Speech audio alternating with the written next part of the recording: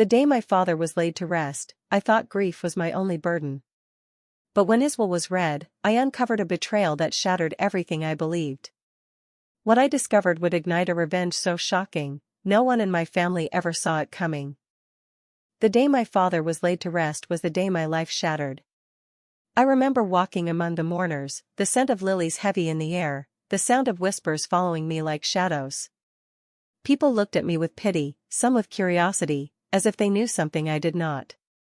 I clung to the memory of my father's last words to me, words that carried comfort in his final hours. "Do not fear, Sarah.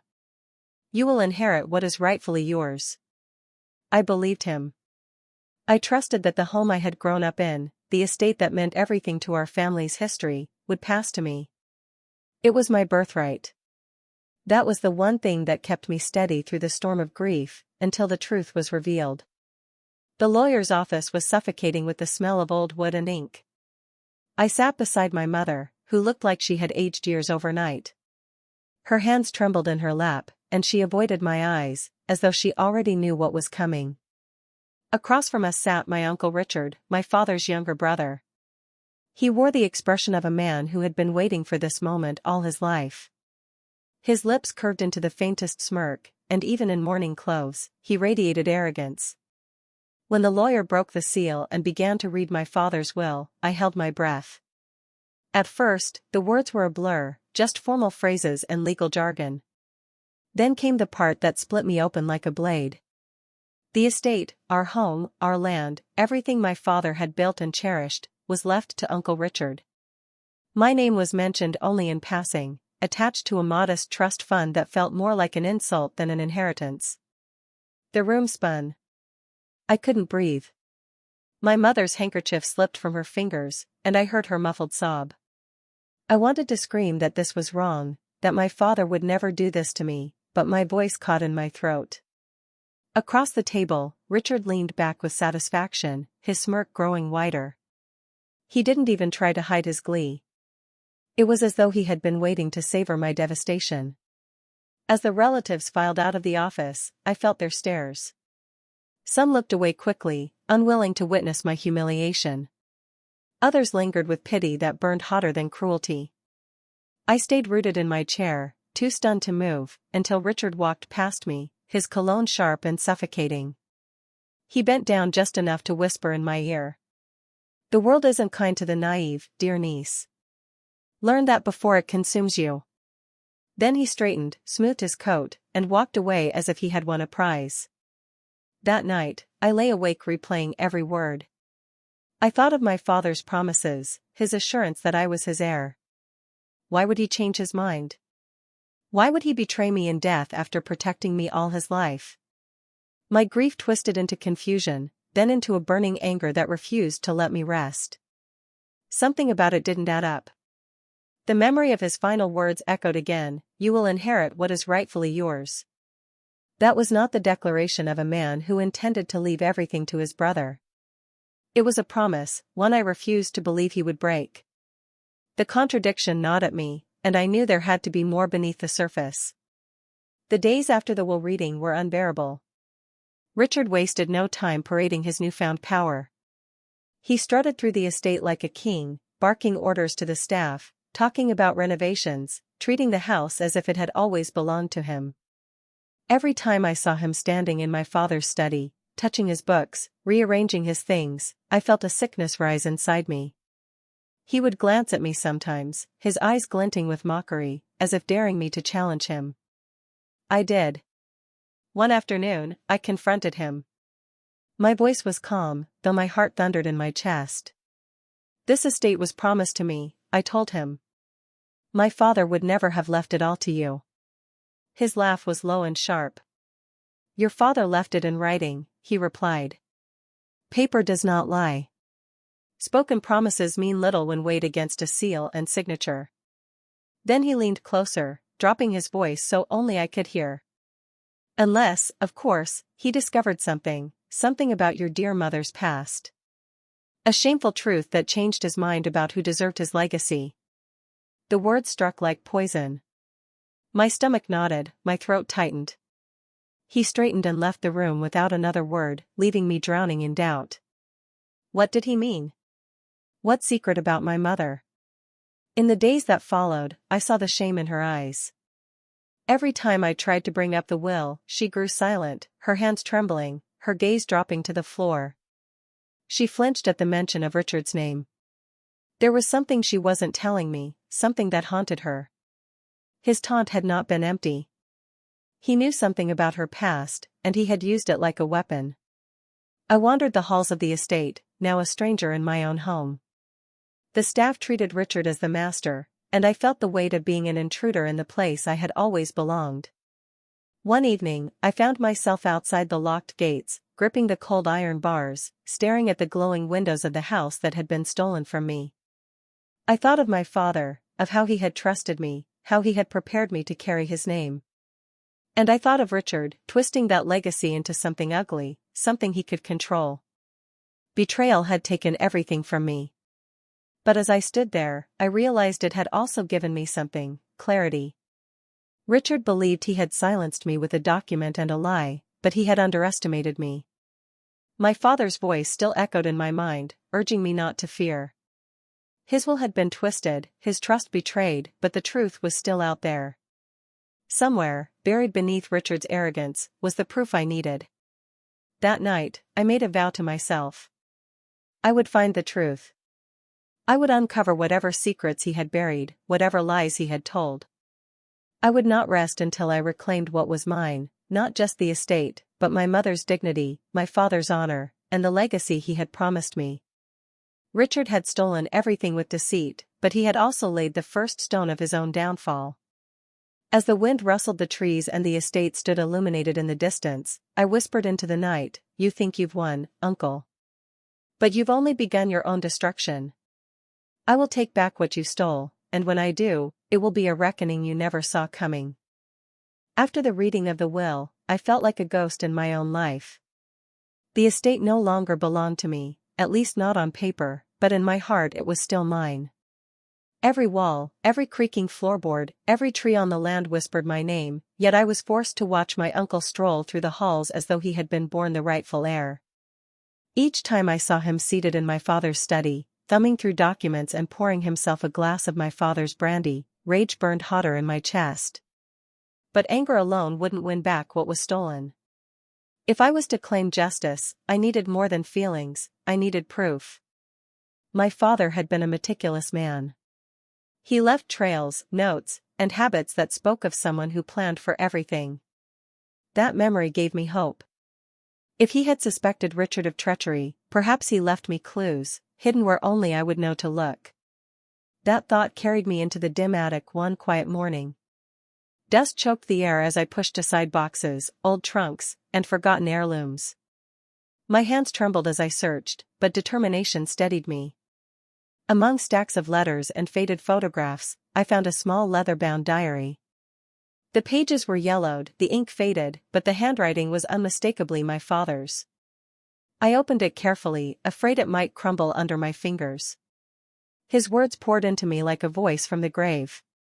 At first, the entries were mundane, details of harvests, meetings, family celebrations, but as I turned the pages, the tone shifted. I read of his doubts, his suspicion that Richard had been meddling in the family finances. And then I found the sentence that stole my breath: "If anything happens to me, Sarah must look for the sealed chest. The truth lies within." My pulse quickened. The sealed chest. What chest? I searched the attic desperately, pulling away blankets and crates until my hands fell on a large wooden trunk tucked against the far wall. Heavy, reinforced with iron, and locked tight. My father had been deliberate, this was no ordinary chest. The lock was rusted but not impenetrable. I retrieved the old key ring from his desk, the one my mother had refused to touch since his passing, and after several attempts, I found the key that fit. With a loud click, the chest creaked open. Inside, I found bundles of documents, neatly tied with ribbon, and an envelope with my name written in my father's hand. I tore it open, my heart hammering. The letter inside was short but heavy with meaning. He wrote that he suspected Richard of deceit, that forged documents had been circulating, and that he feared Richard was trying to poison his marriage by framing my mother. My father admitted he had doubted her once but had come to realize the accusations were fabrications. He regretted not defending her more openly, but he hoped that if I ever needed the truth, the evidence inside the chest would protect me. Tears blurred my vision, but I forced myself to read on. I laid the letter aside and began examining the other contents. There were financial ledgers with discrepancies, contracts with signatures that looked nothing like my father's, and a stack of letters supposedly written by my mother to another man. I recognized her handwriting, and yet, these letters felt wrong. They were crude imitations, forged to suggest she had been unfaithful. The dates aligned suspiciously with the time when Richard had begun advising my father on family business. My father had been manipulated into believing lies about the woman he loved. And those lies had broken the trust in their marriage, isolating my mother in shame and silence. My chest ached as I realized the depth of my uncle's cruelty. He hadn't just stolen money or property. He had stolen dignity. He had poisoned my family from within, turning my father against my mother and ensuring that no one would challenge him when he reached for power. The estate, the will, even my mother's fragile state of mind, they were all the results of his calculated betrayal. I knew I couldn't keep this to myself any longer. I went to my mother, carrying the letter and the forged documents. She sat in her room, staring out the window as though she were waiting for a past that would never return. When I placed the letter in her hands, her face crumpled. She read my father's words with trembling lips, tears falling freely. At last, she spoke of what she had endured. Years ago, she said, she had been accused by Richard of being unfaithful. He had shown my father letters, those very forgeries I had just uncovered. My father had been devastated. Though he never spoke of it openly, the wound lingered between them, creating a distance that never fully healed. My mother had tried to protest, to prove her innocence, but Richard's manipulations were clever. He had positioned himself as the loyal brother, the one protecting family honor, while quietly destroying it from within. My mother carried the weight of disgrace in silence, not because she was guilty, but because no one would believe her against the evidence Richard had manufactured. Hearing her confession filled me with both sorrow and fury. My mother had been wronged, my father had been deceived, and I had been robbed of my inheritance, all by the same man. But now I held the truth in my hands. Proof of his lies, his fraud, his forgery. As my mother wept, I knelt beside her and took her hands. "This ends now," I whispered. "He took everything from us, but we have what we need to destroy him. Father left us the truth, and the truth will bring him down." That night, I laid out every document across my bedroom floor. Ledgers, contracts, forged letters, and my father's diary. I studied them carefully, tracing the patterns of Richard's deceit. Piece by piece, the puzzle came together, forming a picture of betrayal so vile it made my stomach churn. He had orchestrated this for years, slowly tightening his grip until he held everything. But in his arrogance, he had left behind threads for me to pull, threads that would unravel everything he had built. For the first time since the will was read, I felt a surge of power. I was no longer the grieving daughter or the disinherited niece. I was the keeper of the truth, the one with the evidence that could strip Richard of everything he thought he had won. As I gathered the documents back into the chest, I felt my father's presence beside me, as though he were guiding my steps. His final words now made sense. I would inherit what was rightfully mine, not through the paper Richard had twisted, but through the truth he could never bury. Standing in that room, with the evidence clutched to my chest, I made another vow. I would not rush. I would not let anger make me reckless. I would be patient, strategic, and precise. I would let Richard believe he had secured his victory. I would let him bask in his false power. And then, when the moment was right, I would take it all away from him. He thought he had buried the truth forever. But he forgot that I am my father's daughter. He forgot that I would not break under the weight of his lies. He forgot that the will he used to rob me would become the very weapon of his undoing. The night was quiet as I closed the chest and locked it again, hiding it where only I could reach it. The path ahead of me was clear. The lies were exposed, the truth uncovered, and the fire of revenge burned bright within me. Richard believed he had won the war. But I had just claimed my first victory, the truth. And soon, that truth would become his downfall. The discovery of my father's diary and the forged letters changed everything. For weeks, I had lived with the weight of grief, confusion, and betrayal. But now I had proof, undeniable and damning. Richard had stolen from me, forged documents, and destroyed my mother's honor to hide his lies. My pain began to sharpen into something else, resolve. Evidence alone, however, was not enough. I knew my uncle. He was cunning, arrogant, and always 2 steps ahead. To bring him down, I needed more than truth. I needed a plan that would corner him, strip him of the respect he worshipped, and leave him with nothing. I began with whispers. Richard thrived on reputation, the illusion of being steady and untouchable. So I chipped at it, little by little. I asked questions in passing. Uncle, how did father suddenly decide to change the will so late in life, or isn't it strange how quickly everything shifted? My words sounded innocent, but I could see the twitch in his jaw, the flicker in his eyes. He heard the threat hidden inside them. Beyond my words, I spread quiet doubts among others. A suggestion to a cousin about irregularities in the estate accounts. A casual remark to a family friend who worked in finance. I never made accusations, I only asked questions. But whispers traveled quickly, and Richard's image began to blur. People who once trusted him hesitated. Partners asked more questions. He brushed it off with confidence, but I could see cracks forming in his mask. At night, I pored over every document, memorizing the details of the forgeries. I visited a lawyer who had known my father. When I showed him the papers and the diary, his expression turned grim.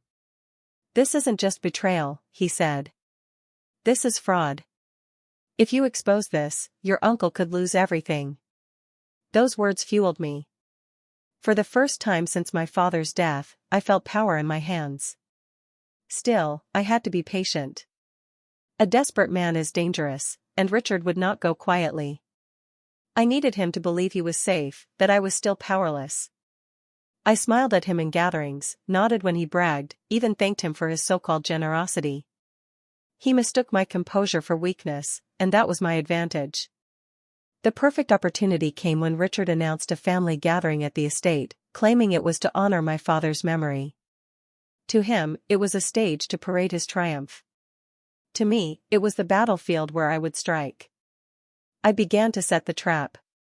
Anonymous letters containing fragments of evidence reached a few of his associates. Rumors of fraud spread quietly. Business partners grew wary. He grew irritable, snapping at servants, drinking more heavily. The man who once seemed unshakable was unraveling, though he clung to his arrogance. Meanwhile, I prepared my arsenal. Every forged letter was authenticated. Witnesses who once worked with my father were discreetly contacted, ready to speak when needed. My lawyer gathered the evidence into an ironclad case. Piece by piece, I built the weapon that would destroy Richard's empire of lies. But the greatest preparation was inside myself. Revenge is intoxicating, and I felt its fire burning hotter each day. I had to remind myself that this was not about cruelty, it was about justice. For my father, for my mother, for the truth buried under Richard's deceit. I could not falter, and I could not let rage cloud my judgment. The night before the gathering, I stood in my father's study. His portrait watched over me, steady and calm. I whispered, "Tomorrow, Father. Tomorrow I will set things right. Tomorrow, Richard will answer for what he did." My reflection in the glass looked different, stronger, sharper. I was no longer the naive girl my uncle dismissed. I was my father's daughter, and tomorrow, he would learn the cost of underestimating me. The stage was set. The whispers had spread, the evidence secured, the trap ready to spring. Richard believed the gathering would be his celebration. But I knew the truth, it would be his undoing. The morning of the gathering arrived with a chill in the air. I stood before the mirror, fastening the locket my father had given me when I turned 16. Inside was a faded photograph of him and my mother, smiling as if the world had never known betrayal. It steadied me. Today would not only avenge him but also free her name from the lies that had poisoned it for years. When I entered the estate's grand hall, I saw Richard already basking in the glow of his self-importance. He moved from guest to guest, shaking hands, laughing too loudly, pretending to be the grieving brother honoring my father. The sight of him turned my stomach, but I smiled, calm and unreadable. I had learned well that power lay in restraint. The room filled with relatives, business partners, and longtime family friends. It was exactly the audience Richard craved, the very people who validated his status. He raised a glass, delivering a rehearsed speech about loyalty, legacy, and family unity. The hypocrisy was unbearable, but I waited. Timing was everything. When he finished, I stepped forward. The room quieted. Few expected me to speak, and Richard's eyes flickered with annoyance. But he forced a smile, as though humoring me. I held my father's diary in my hand, its worn leather cover visible for all to see. I want to share something of my father's, I began, my voice steady but laced with an undercurrent of pain. Something he left behind that reveals the truth he could never speak aloud. I opened the diary and read passages, entries about his suspicions, his sorrow at being manipulated, and his fear for my future. Gasps rippled through the crowd. I felt Richard's glare, hot and murderous, burning into me. He barked out a laugh, trying to dismiss it. "Grief makes us see shadows where there are none," he said. But I was ready. From my bag, I drew copies of the forged documents, authenticated and stamped. I laid them on the table for all to see. "These are not shadows," I said coldly. "These are lies. Lies that stripped my mother of her honor and stole from me the inheritance my father intended." Whispers surged into shocked murmurs. Some guests leaned closer to examine the papers. A few shook their heads in disbelief, while others stared at Richard with wide, questioning eyes. He tried to protest, his voice rising, desperate and strained. "These are fabrications. Lies she concocted out of jealousy." But then came the final strike. I motioned to the lawyer I had invited quietly, who stepped forward with an official statement, a prepared declaration of fraud, detailing the evidence and signed by experts. The weight of legality crushed Richard's denial. He could not laugh it away. He could not charm it aside. His face drained of color, his bravado collapsing before the eyes of the very people whose respect he craved most. Murmurs turned into condemnation. Some of his closest allies recoiled, distancing themselves from him as though his corruption were contagious. I did not gloat. I stood tall, my heart pounding, but my voice calm. "For years, you fed on deceit. You forged, you lied, and you destroyed. You took my father's trust and twisted it into a weapon against his own family. Today, that ends." Richard's fury boiled over. He shouted at me, cursed, even lunged forward before being restrained by two men who had once called him friend.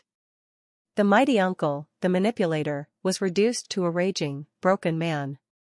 The image he had built so carefully crumbled into dust before the entire family. The aftermath unfolded quickly. His business partners severed ties. The lawyer confirmed legal proceedings were already in motion. The estate he had stolen would be reclaimed, his reputation in ruins.